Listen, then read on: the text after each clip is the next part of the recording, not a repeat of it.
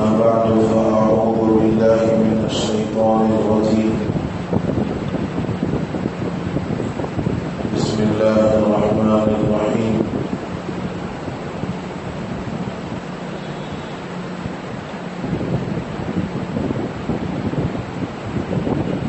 فأما الإنسان إذا ما ابتلاه ربه فأكرمه ونعمه فيقول ربي أكرمن وأما إذا ما ابتلاه فقدر عليه رزقه فيقول ربي أهانن. صدق الله مولانا العظيم.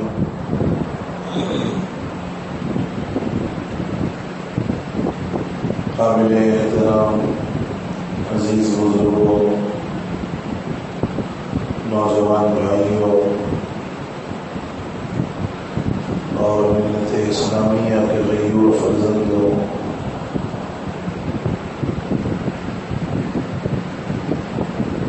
گزشتہ جمعہ میں ایک عنوان کے تحت بات شروع ہوئی تھی، انسان کی زندگی میں خوشحالی کیسے آئے۔ ہر انسان جو محنت کر رہا ہے، جو کوشش کر رہا ہے اور اپنی زندگی میں جن چیزوں کی قربانیاں دے رہا ہے، ان ساروں کے پیچھے اس کا مقصد یہی ہے کہ انسان کی زندگی میں خوشحالی آ جائے، دنیاوی اعتبار سے اس کی زندگی میں راحت، امن و عافیت اور سکون و چین نصیب ہو جائے۔ انسان اس کے لیے دن بھر کی کوششیں اور تدبیریں کرتا ہے، لیکن در حقیقت خوشحالی لانے والے اسباب کچھ اور ہیں۔ جو حقیقی اسباب ہیں جن سے خوشحالی انسان کی زندگی میں آ سکتی ہے، ہم ان اسباب سے تو غافل ہیں، ان اسباب کی طرف ہماری توجہ نہیں ہے، اور دنیاوی اور ظاہری اعتبار سے جن چیزوں سے خوشحالی آنے کا واہمہ پیدا ہوتا ہے، ہم ان چیزوں کو اختیار کرنے کی فکر میں ہیں۔ ہم سوچتے ہیں خوشحالی پیسوں سے آتی، ہم سوچتے ہیں خوشحالی اچھے اور بڑے گھروں سے آتی، ہم سوچتے ہیں خوشحالی بڑے گھروں میں رشتوں کے کرنے اور ہو جانے سے آتی، ہم سمجھتے ہیں خوشحالی کاروبار کے بہت زیادہ عمدہ انداز میں چلنے پر آتی، ہم سوچتے ہیں خوشحالی چار لوگوں کے ہماری عزت کرنے کی وجہ سے آتی۔ میرے عزیزوں، یہ اسباب نہیں ہے، یہ اسباب نہیں ہیں جن کو ہم نے سمجھ رکھا ہے کہ یہ خوشحالی لانے کے ذریعے ہیں۔ خوشحالی لانے کے اسباب اور ذرائع تو وہ ہیں جس سے آج ہمارا معاشرہ، بلکہ ہم سارے کے سارے لوگ اس سے غافل بنے ہوئے ہیں، ہماری کوئی توجہ ہی نہیں اس پر، اور ہم یہ امید لگائے ہوئے ہیں ان چیزوں کی طرف نظر کر کے، ان چیزوں کو حاصل کر کے جن کے بارے میں ہمارے ذہنوں نے ہمیں سمجھایا، جن کے بارے میں لوگوں نے ہمیں بتایا، زیادہ پیسہ کمائے گا خوشحال رہے گا، بڑے گھر میں رشتہ ہوگا خوشحال ہو جائے گا۔ اللہ کے رسول صلی اللہ علیہ وسلم نے یہ بات واضح طور پر ارشاد فرما دی کہ انسان کا بڑے گھروں میں رشتہ ہونا یہ خوشحالی کا ذریعہ نہیں ہے۔ حضور فرماتے ہیں من تزوج لامرأة لعزها لم يزد الله الا ذلها ومن تزوجها لمالها لم يزد الله الا فقرا۔ اگر کوئی انسان کسی عورت سے اس بنیاد پر شادی کرتا ہے کہ وہ باعزت گھرانے کی ہے، صاحب حیثیت گھرانے کی ہے، اس کے خاندان قبیلے کا ایک مقام ہے، بڑے اونچے گھرانے کی ہے، میں اس لیے شادی کروں تاکہ میری بھی عزت میں اضافہ ہو جائے، میں اس لیے نکاح کروں اس عورت سے تاکہ میرے لیے بھی 4 لوگوں کی عزت والے الفاظ نکلنے لگ جائیں۔ حضور فرماتے ہیں ایسا نکاح کرنے والا اس کی عزت میں اضافہ تو نہیں ہوتا مگر اللہ اس کی بے عزتی میں اضافہ ضرور فرماتے ہیں۔ اور جو بندہ کسی عورت سے اس بنیاد پر نکاح کرتا ہے کہ وہ مالدار ہے، امیر گھرانے کی ہے، اچھے خاندان اور قبیلے کی ہے، مال اور دولت کی فراوانی اس کے پاس ہے، اگر اس سے نکاح کروں گا میری غربت ختم ہو جائے گی، میرے لیے مال اور اسباب کی فراوانی اور مال کے آنے کے ذرائع بن جائیں گے۔ اللہ کے رسول صلی اللہ علیہ وسلم صاف الفاظ میں فرماتے ہیں لم یزد اللہ الا فقرا، تم نکاح کرو گے مال بڑھانے کے عنوان پر، اللہ تمہیں مزید فقیر بنائے گا۔ تو ہم نے جن اسباب کو سمجھا ہے کہ یہ ہمارے لیے خوشحالی لانے کا ذریعہ ہے، یہ ہمارے لیے بہتری لانے کا ذریعہ ہے، میرے عزیزوں وہ خوشحالی اور بہتری لانے کے ذرائع نہیں ہے، خوشحالی لانے کے ذرائع تو کچھ اور ہیں اور ہم ان سے غافل ہیں۔ سب سے پہلا سبب خوشحالی لانے کا اہتمام نماز، جس پر گزشتہ ہفتے ہم نے بالتفصیل گفتگو کی۔ دوسرا سبب جس سے انسان کی زندگی میں خوشحالی آتی، تلاوت قرآن، یہ دوسرا سبب ہے۔ دیکھو قرآن اللہ کا کلام ہے۔ ایک حدیث میں آیا ہے کہ جو بندہ یہ چاہے کہ اپنے رب سے مناجات کرے، اپنے رب سے گفتگو کرے، اور مناجات کہتے ہیں اس گفتگو کو جو رازداری کے اندر کی جاتی ہے، جو خاص گفتگو کی جائے، اس رازدارانہ گفتگو کو مناجات کہتے ہیں۔ من اراد ان یناجی ربہ، جو چاہے کہ وہ اپنے رب سے رازدارانہ گفتگو کرے، فَلْيَقْرَئِ الْقُرْآنَ، اس کو چاہیے کہ وہ قرآن پڑھے۔ اور قرآن اللہ کی طرف سے بھیجا ہوا وہ آخری ہدایت نامہ ہے جس میں ہمارا تذکرہ ہے، جس میں ہمارا تذکرہ ہے۔ وَفِيهِ ذِكْرُكُمْ، اس میں تمہارا تذکرہ ہے۔ افلا تعقلون، کیا اتنی بات بھی نہیں سمجھتے ہو؟ اللہ نے بار بار سمجھایا، یہ قرآن اللہ کا وہ ہدایت نامہ ہے جو انسان کی دنیاوی اور اخروی زندگی کو صراط مستقیم پر گامزن کرتی ہے۔ یہ قرآن وہ ہدایت نامہ ہے جو بھٹکی ہوئی انسانیت کو راہ نجات عطا کرتی ہے۔ یہ قرآن وہ ہدایت نامہ ہے جس کو اپنے لیے انسان مشعل راہ بنا کر اپنی پچھلی زندگی میں کی جانے والی غلطیوں کا تدارک کر سکتا ہے۔ یہ قرآن وہ آخری ہدایت نامہ ہے جس کو اپنی عملی زندگی میں برت کر، یعنی قرآنی فرامین اور قرآنی احکام پر عمل کے ذریعے سے انسان اپنے رب کا مقرب ترین بندہ بن سکتا ہے۔ اس قرآن کی تلاوت کا حکم ہے کہ تم قرآن کی تلاوت کرو، تمہارے گھروں میں، تمہاری اپنی زندگیوں میں، تمہارے اپنے کاروباروں میں، تمہارے اپنے مسائل میں جن میں تم پریشان رہتے ہو، اللہ خوشحالی کے ذرائع پیدا فرمائے گا۔ تلاوت قرآن۔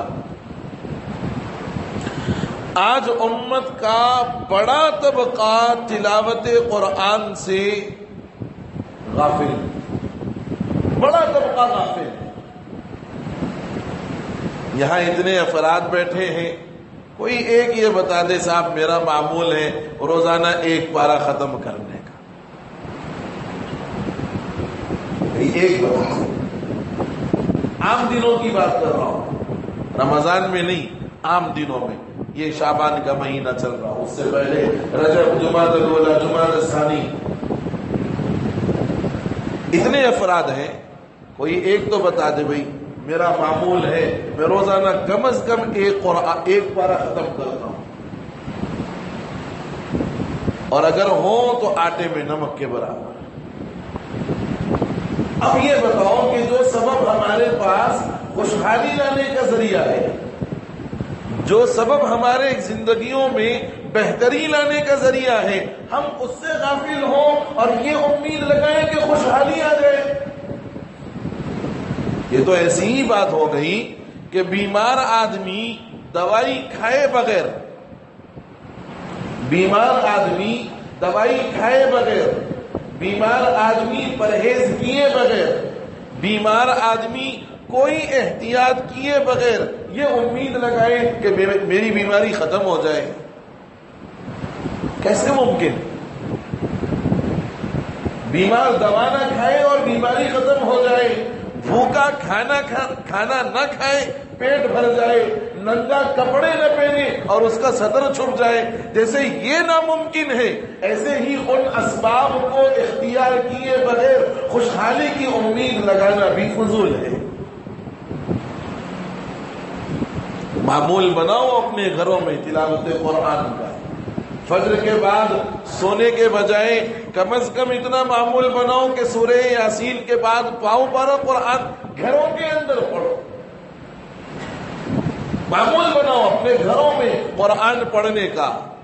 حضور پاک علیہ الصلوات والتسلیم فرماتے ہیں کہ وہ گھر قبرستان ہے جہاں قرآن کی تلاوت نہیں کی جاتی۔ تلاوت فرمایا ہے، ریکارڈنگ نہیں فرمایا، یہ بھی ذہن میں رہے۔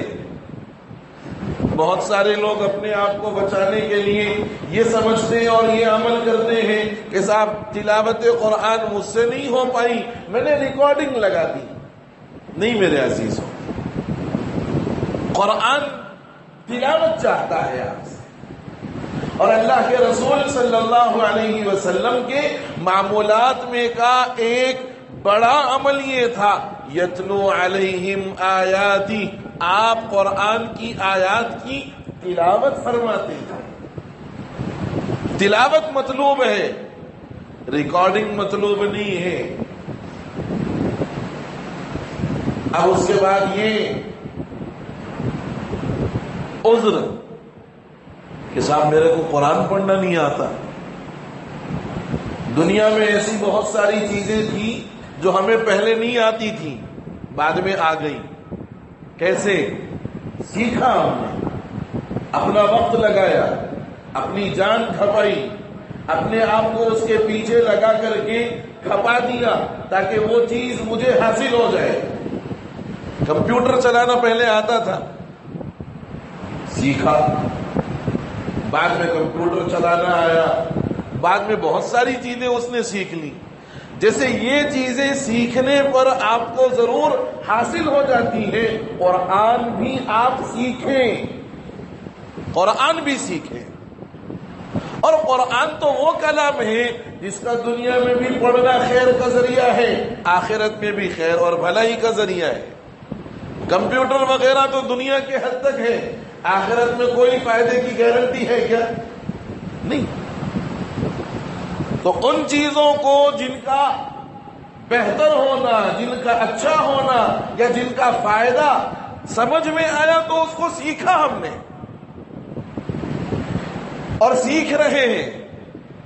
نئے نئے کورس متعارف ہوئے، نئے نئے کورس جا کر کے ہم نے سیکھے۔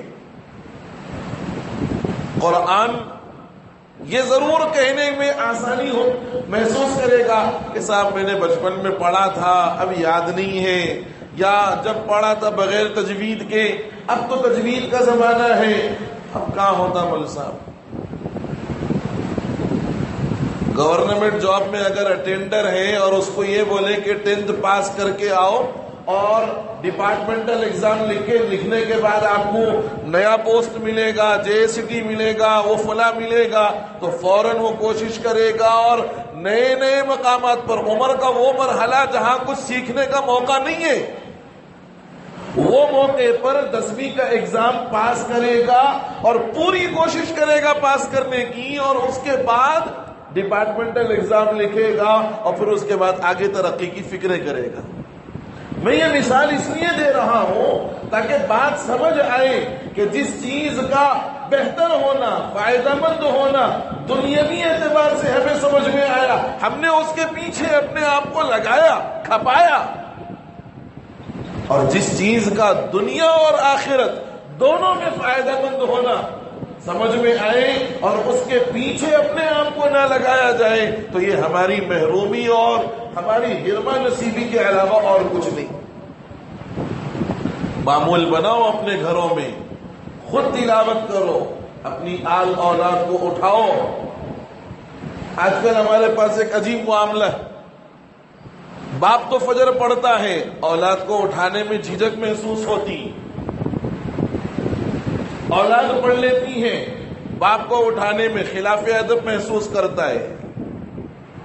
یہ یاد رکھنا چاہیے کہ ہمارے گھروں کی بے برکتی کے جو ذرائع ہیں اور ہمارے گھروں میں لاکھوں روپیوں کی ماہانہ آمدنی کے باوجود عدم برکت، عدم سکون، عدم اطمینان، یہ جو شکایتیں ہیں، اس کی جو وجوہات ہیں، ان وجوہات میں ایک بڑی وجہ یہ ہے کہ ہمارے پاس فجر کی نماز کے اہتمام کا کوئی معمول نہیں، کوئی معمول نہیں۔ باپ اگر پڑھ لے، وہ بیٹے کو اٹھانے میں جھجکتا ہے کہ رات بھر جاگ کر آیا ہے، رات بھر جیا، جیو آ گیا نا بھائی، جیو آ گیا تو رات بھر جیا اور فجر ہونے سے پہلے حوالے ہو گئے۔ اب برا نہ مانے میرے عزیزوں، یہ ساری باطل کی سازشیں ہیں اور ان کا نشانہ صرف قوم مسلم ہے، اور کوئی نشانہ نہیں ہے، صرف مسلمان قوم۔ کیوں؟ اسلام ایک پاکیزہ مذہب ہے، اسلام ایک صاف ستھرا مذہب ہے، اسلام نے اپنے ماننے والوں کو طیبات سکھائے ہیں، خبائث سے بچایا ہے، اچھی چیزیں بتائی ہیں، بری چیزوں سے روکا ہے۔ شراب شریعت مطہرہ میں حرام، زنا شریعت مطہرہ میں حرام، آنکھوں کا، کانوں کا، ہاتھوں کا، پیروں کا، ساری چیزوں کا حرام، کھانا شریعت میں حرام۔ جتنی چیزیں انسان کے قلب و دماغ کو مردہ بنا سکتی ہیں، جتنی چیزیں انسان کے ضمیر کو مردہ بنا سکتی ہیں، وہ ساری چیزیں ہماری شریعت میں گناہ ہیں، اور قوم مسلم کے علاوہ کسی قوم میں کوئی گناہ کا تصور نہیں، نہ شراب حرام، نہ زنا حرام، نہ کچھ اور حرام، مال جیسا چاہے کماؤ کھاؤ، کوئی ان کے پاس پابندی نہیں ہے۔ تو یہ جو پابندی، یہ جو سازشیں ہیں، اور جس کے ذریعے سے قوم مسلم کے اندر ایک ایسی کیفیت پیدا کی جائے کہ یہ اپنے دین سے دور ہو، یہ اپنے مذہبی احکام سے دور ہو، یہ ایسے ایسے گناہوں میں مبتلا ہو جو گناہ ان کو اللہ کے قہر و غضب کا گویا مستحق بنا دے، ان اعمال کے اندر ان کو مبتلا کر دیا جائے جس سے اللہ کی رحمتیں، برکتیں، مغفرتیں ان سے اٹھا لی جائیں۔ باطل نے یہ سازشیں کی اور مسلمان بڑے آرام کے ساتھ، بڑے مزے کے ساتھ رات بھر مصروف ہے۔ کیا کر رہا بھائی؟ جیو میں دیکھ رہا ہوں، جی رہا ہے۔ پہلے مسلمان اسلام اور مذہب اسلام کے لیے مر مٹا کرتا تھا، مر مٹا کرتا تھا۔ آج تو بس واٹس ایپ اور فیس بک پر میسج دیکھنے کے بعد ایسا ہو رہا بھائی کیا کرنا، بس یہ آخری حد ہو گئی ہماری۔ یہ سازش ہے، اس کو سمجھو۔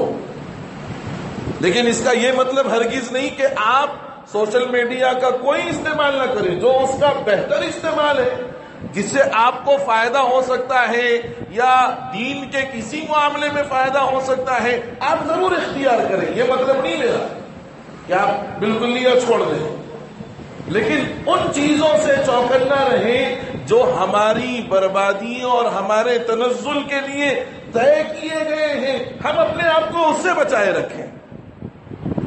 یہ کہنا چاہتا ہوں. تو میں عرض یہ کر رہا تھا کہ ہمارے پاس خوشحالی کے، بہتری کے، گھروں میں برکت کے نہ ہونے کے تو اہم ترین ذرائع ہیں. ان میں ایک اہم ترین ذریعہ ہے نماز فجر کا ترک کر دینا، چھوڑ دینا. اور اگر فجر پڑھتے ہیں تو فجر پڑھنے کے فوراً بعد جا کر سو جاتے ہیں. ایک حدیث میں فرمایا گیا، بچوں کو بہت پہلے پڑھائی جایا کرتی تھی، نوم الصبح یمنع الرزق، صبح کے وقت کا سونا رزق کو روکتا ہے. دیکھو جہاں سے رزق آنے کا جو وقت ہے، رزق آنے کا جو صحیح ٹائم ہے، ہم اس وقت میں اپنے آپ کو غافلوں کی طرح بستروں پر ڈالے ہوئے. فجر نہ پڑھ کر سونا یہ بھی داخل ہے، اور فجر پڑھ کے فوراً سو جانا یہ بھی داخل ہے. اللہ کے رسول صلی اللہ علیہ وسلم نے اپنی امت کے لیے دعا فرمائی ہے، اللہم بارک لنا، اللہم بارک لی امتی فی بکورنا. اے اللہ میری امت کی صبح کے وقت میں آپ برکت عطا فرمائیے. برکت کا اصل وقت تو وہ ہے فجر کے فوراً بعد. اور مفسرین اور محدثین نے اس حدیث کی وضاحت میں فرمایا ہے، من طلوع الفجر الى صبح الصادق. طلوع فجر سے یعنی جہاں سے فجر کی نماز کا وقت شروع ہوتا ہے، سورج کے نکلنے تک کا جو وقت ہے، یہ وقت اللہ کی طرف سے خاص برکتوں کا ہے. اس وقت میں کوشش کرنی چاہیے معاش کی، اس وقت میں کوشش کرنی چاہیے اپنے کاروبار کے لیے ترقی کی فکریں کرنی چاہیے. اور یہ وقت وہ ہوتا ہے جو ہم ساری چیزوں سے بے خبر ہو کر بستر پر چادر تان کر سو جاتے ہیں. بڑی وجہ یہ ہے. اور یہ مت سمجھو کہ میں تو پابند ہوں فجر کا برکت آ جائے گی. نہیں، تم پابند ہیں، لیکن تمہارا رزق تمہارے ذمے جس کا رزق اللہ نے رکھا ہے، بیوی کا رزق تمہارے ذمے ہے یعنی تم ذریعہ ہو، اولاد کا رزق تمہارے ذمے ہے یعنی تم ذریعہ ہو، تمہارے ماتحتوں کا رزق تمہارے ذمے ہے، تم ذریعہ ہو. تم اپنے آپ کو یہ کہہ کر تسلی مت دے لو کہ میں تو فجر کا پابند ہوں، جس کا رزق تمہارے ذمے ہے وہ فجر نہیں پڑتی، وہ تو مننے کا بہانہ کر دیتی ہے، رات بھر سونے نہیں دیا لہذا اب سو جائیں. بچے اس بات کا بہانہ کر دیں کہ صبح سے شام تک بہت مصروف تھے، کھیل کود میں تھے، فلاں جگہ گئے تھے، لہذا اب ہمارے پاس تھکان اتنی زیادہ ہو گئی ہے کہ فجر پڑھنا مشکل. میرے عزیزوں، یہ وہ ماتحت ہیں تمہارے جن کا رزق اللہ نے تمہارے ذمے لگا رکھا ہے. یہ بھی نہیں پڑھیں گے تو بے برکتی ضرور آئے گی. یہ ذہن میں رکھنا، یہ نہیں پڑھیں گے تب بھی بے برکتی آئے گی.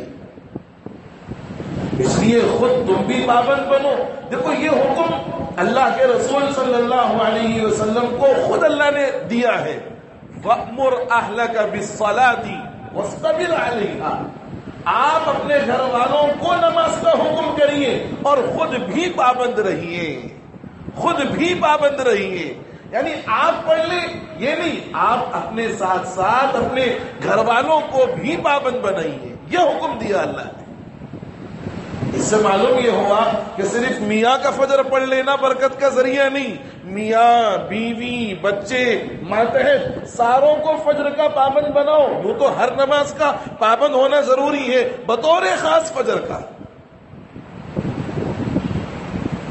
90% ہمارا شہر فجر سے غافل ہے. حقیقت عرض کر رہا ہوں دوست، 90% ہمارا شہر فجر سے غافل ہے. اور فجر کے فوراً بعد اگر کام پر جانا ہو، جب ضرور بیدار ہوگا، فجر کو بیدار نہیں ہوگا. الامان والحفیظ.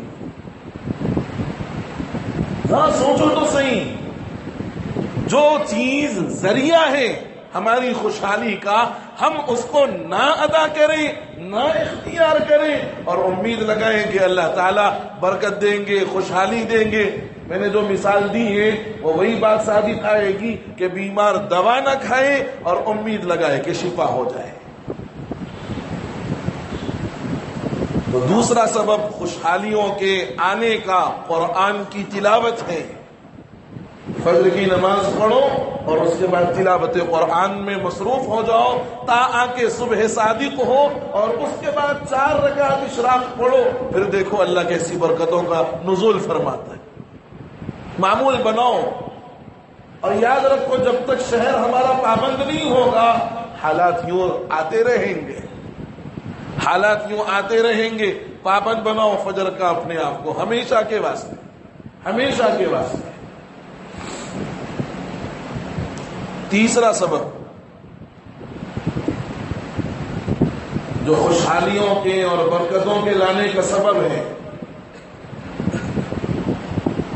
اللہ کی نعمتوں پر شکریہ ادا کرنا.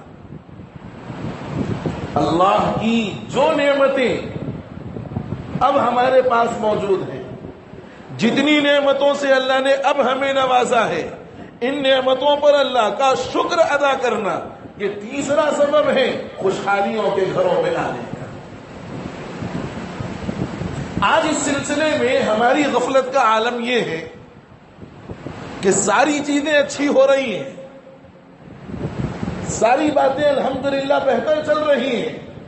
ایک آدھ مرتبہ اگر کچھ حالات آ جائیں، ایک آدھ مرتبہ کبھی کچھ حالات بگڑ جائیں تو فوراً زبان پر آتا ہے کیا ہے، صبح سے شام تک پریشانی ہی پریشانی. یہ جو جملہ ہے، یہ جملہ ناشکری والا جملہ ہے.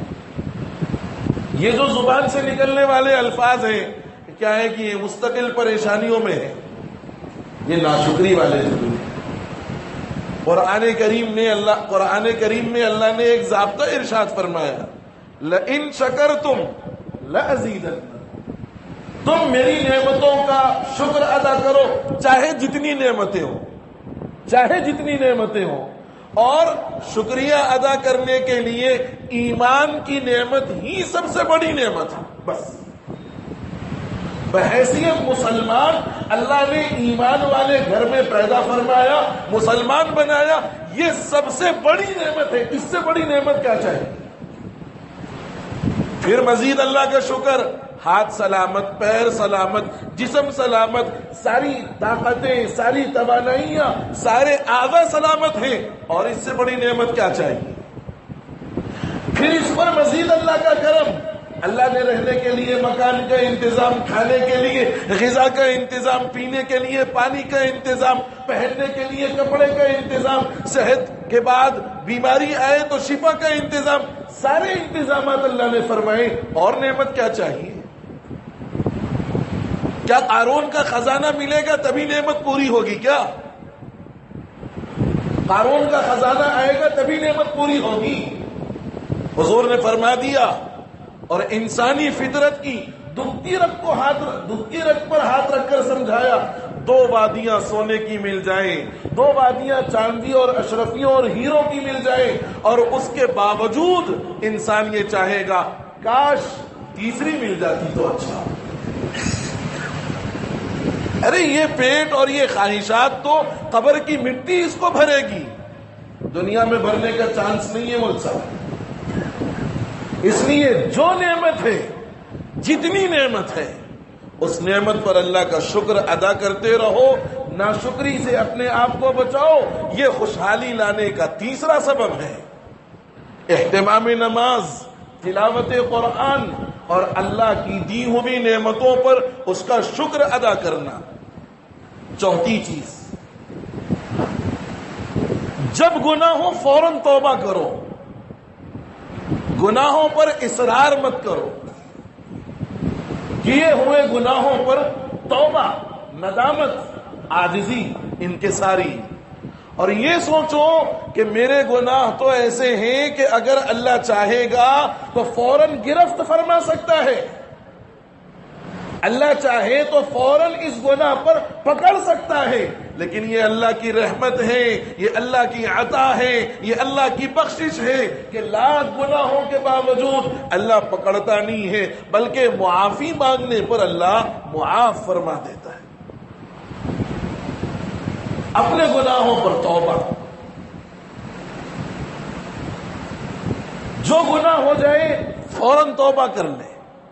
اسی لیے ایک حدیث میں فرمایا گیا کہ مومن بندہ اگر اس سے کوئی چھوٹا سا گناہ سرزد ہو تو وہ یہ سمجھتا ہے کہ پہاڑ کے نیچے بیٹھا ہے، اس کے اوپر پہاڑ رکھ دیا گیا ہے، اس گناہ کا بوجھ اس کے لیے پہاڑ کے مانند بن جاتا ہے۔ جب تک توبہ نہیں کرتا، جب تک استغفار نہیں کرتا، جب تک اللہ سے معافی تلافی نہیں کرواتا، تو وہ یہ سوچتا ہے کہ یہ پہاڑ میرے اوپر بیٹھا ہوا ہے، رکھا ہوا ہے، اس سے نکلوں کیسے؟ اور منافق آدمی، فاسق آدمی، فاجر آدمی، وہ گناہ کرنے کے بعد یہ سمجھتا ہے کہ جسم پر مکھی بیٹھی تھی، اڑا دی اس کو، یعنی اس کو کوئی احساس نہیں ہوتا۔ تو چوتھی چیز میرے عزیزوں، میرے بزرگوں، اپنے گناہوں پر ندامت اور توبہ اور استغفار کا اہتمام۔ پانچویں چیز، خوشحالی اور برکتوں کے حصول کا ذریعہ بننے کا، مجبور اور بے کس کی مدد کر دینا، مجبور اور بے کس کی مدد کر دینا۔ یہ جو عنوان ہے، یہ ایسا عنوان ہے کہ اس پر آدمی کو بہت بیدار مغزی کے ساتھ، ہوش مندی کے ساتھ اور پوری بصیرت کے ساتھ یہ عمل کرنا ہے۔ ایک تو ہے نفلی صدقات کا اہتمام کرنا، نفلی طور پر کچھ دینا، لیکن ایک ہے واقعتاً مجبور، پریشان حال کی جا کر کے مدد کر دینا۔ حضرات صحابہ رضوان اللہ علیہ مجمعین، ان کا اپنا عجیب معمول تھا۔ صدیق اکبر رضی اللہ عنہ اور فاروق اعظم رضی اللہ عنہ، حضرت فاروق اعظم ہمیشہ یہ چاہتے تھے کہ میں صدیق سے نیکیوں میں آگے بڑھ جاؤں، عجیب مسابقتی جذبہ، صدیق سے ہمیشہ آگے بڑھو، اور پوری زندگی اس کی کوشش کرتے رہے۔ حضرات صحابہ ضرورت مندوں کی اور مجبوروں کی مدد کیسے فرماتے تھے؟ مدینہ منورہ میں حضرت صدیق اکبر رضی اللہ عنہ کے دور میں ایک نابینا بوڑھی عورت رہا کرتی تھی، جس کا کوئی نہیں، آل اولاد نہیں، شوہر نہیں، وہ اکیلی تنہا رہتی تھی۔ حضرت صدیق اکبر رضی اللہ عنہ کو علم ہوا کہ ہماری رعایا میں اور ہماری ماتحتی میں کچھ ایسے لوگ بھی ہیں جن کا کوئی نہیں۔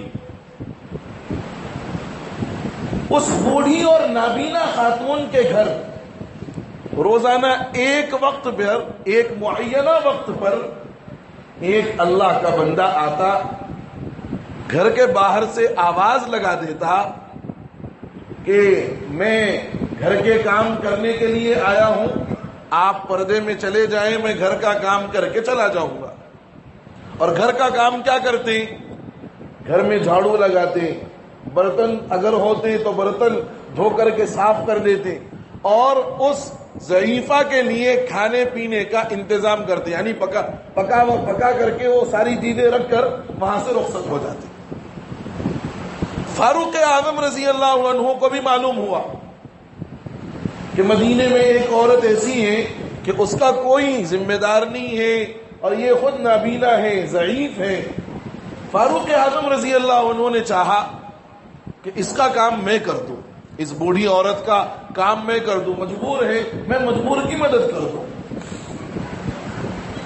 حضرت فاروق اعظم رضی اللہ عنہ پہلے دن تشریف لے گئے اور جا کر کے کہا کہ میں آپ کے گھر کے کام کرنے کے لیے آیا ہوں، آپ پردے میں چلے جائیں، میں کام کر کے چلا جاؤں گا۔ تو اندر سے آواز آئی، بیٹا تم سے پہلے ایک آیا تھا، سارا کام کر دیا، اب کوئی کام باقی نہیں۔ اب فاروق اعظم رضی اللہ عنہ کو تعجب کہ آخر کون ہے جو مجھ سے پہلے آیا اور کام کر کے چلا گیا۔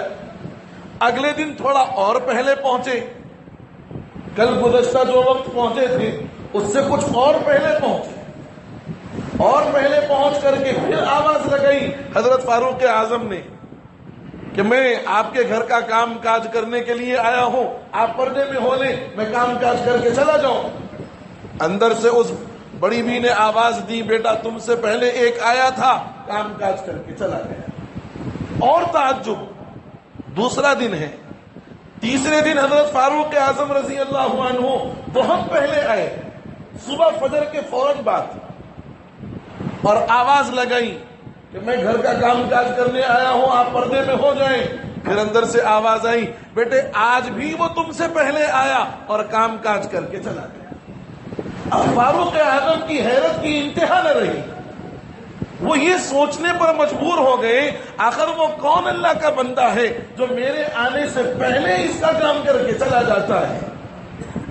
چوتھے دن انہوں نے تحقیق کرنا چاہی، معلوم کرنا چاہا کہ کون ہے، اور یہ عشاء کی نماز کے بعد سے اس بڑھیا کے گھر کے قریب آ کر جھاڑیوں میں چھپ کر بیٹھ گئے۔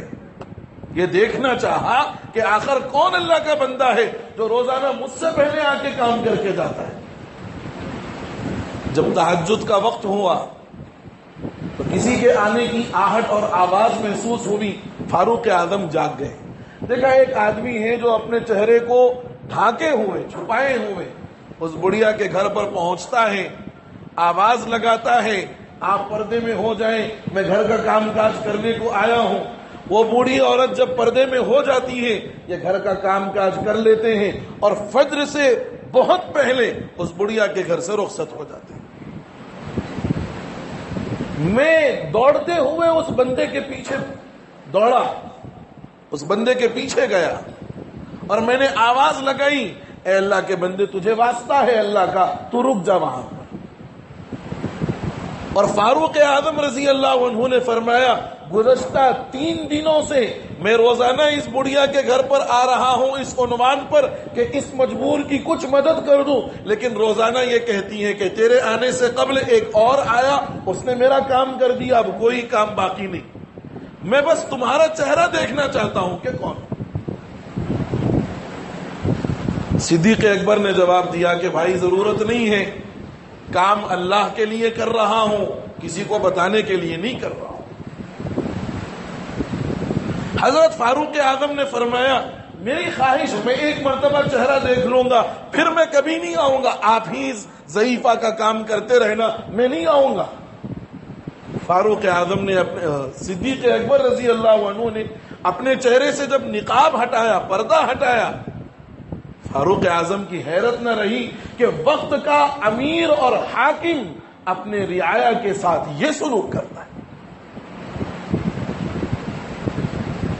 تو 5واں سبب گھروں میں خوشحالیوں کے لانے کا مجبور کی مدد کرنا ہے۔